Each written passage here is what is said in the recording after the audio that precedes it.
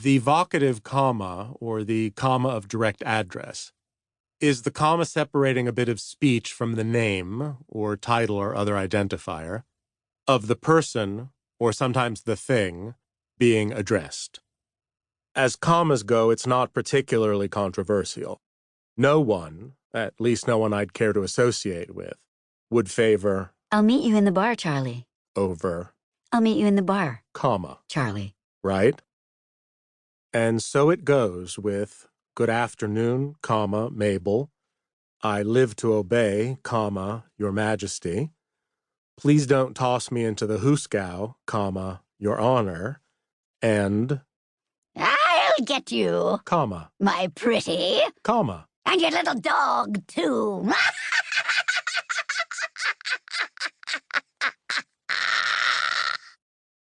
And yet, there's always an and yet. While copy editing, one frequently runs into the likes of "And Dad, comma, here's another thing. or But Mom, comma, you said we could go to the movies.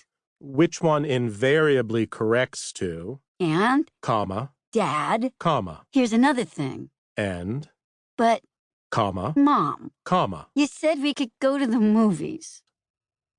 Copy editors periodically run into pushback, generally accompanied by a put out, but my rhythm, on that particular comma, but they should hold firm and writers should get over themselves.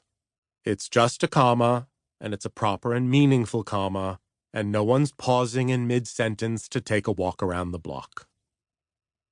This is as good a place as any, I suppose, to note that honorifics either attached to names or used in place of them should be capped, as in the aforementioned I live to obey, capital Y your, capital M majesty, and please don't toss me into the hoosegow, capital Y your, capital H honor.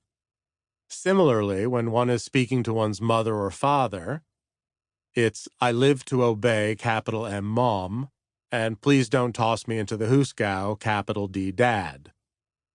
But a passing casual reference, not in direct address, to one's mom or dad does not require a capital letter. This rule about capital letters does not apply to generic references to someone being addressed as Mr., Miss, Sir, or Ma'am. Neither does it apply to terms of endearment like sweetheart, darling, cupcake, or honey, unless the honey's name happens to be Honey. A bit of copy editorial controversy tends to pop up when a writer offers something like, I'm on my way to visit my capital A Aunt Phyllis, which many copy editors will attempt to downgrade to, I'm on my way to visit my lowercase Aunt Phyllis. Writers tend to balk at this sort of thing, and I tend to side with them. I myself had an aunt named Phyllis, and so far as I was concerned, her name was Aunt Phyllis. And thus I refer to her always as my capital A Aunt Phyllis. On the other hand, I'd be more than happy to refer to my lowercase g grandmother Maud, because that is who she was, not what she was called. She was called Nana, if you must know. Note, by the way, that I do not refer to my grandmother, comma, Maud, as I, like everyone else, I suppose, had two grandmothers. The other one's name was Lillian. Though I might well refer to my maternal grandmother, comma, Maud. See, in section 16, the only comma. 14. We were all thoroughly indoctrinated in grade school to precede or follow dialogue with a comma in constructions like, Atticus said dryly, comma, "Do not let this inspire you to further glory, Jeremy." or, "Keep your temper," comma. said the caterpillar. It should be noted, though, that this rule does not apply in constructions in which dialogue is preceded or followed by some version of the verb to be, is, are, was, were, that lot, as in, Lloyd's last words were, "That tiger looks highly petable." or, Happy New Year is a thing one ought to stop saying after January 8th. In each of these cases, the phrase in question is less dialogue than a noun in quote marks, and thus no comma is called for.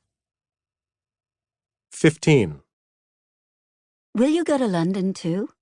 Or, Will you go to London comma. too? Question. When do I precede a sentence ending to with a comma, and when not? That is it, will you go to London to question mark? Or, will you go to London, comma, to question mark? Answer. Whichever you choose, the other way will look better. I spent a great many years periodically revisiting my big fat style books in an attempt to get it into my head how to properly do the to thing, and the explanations never sank in. In the examples I've just cited, does one of them mean, will you go to London as well as Paris? And does one of them mean, will you as well as your mother go to London? I haven't the foggiest idea, so to blazes with it. If you can hear a comma before the word to, feel free to use it. If you can't, feel free to not. 16. The only comma.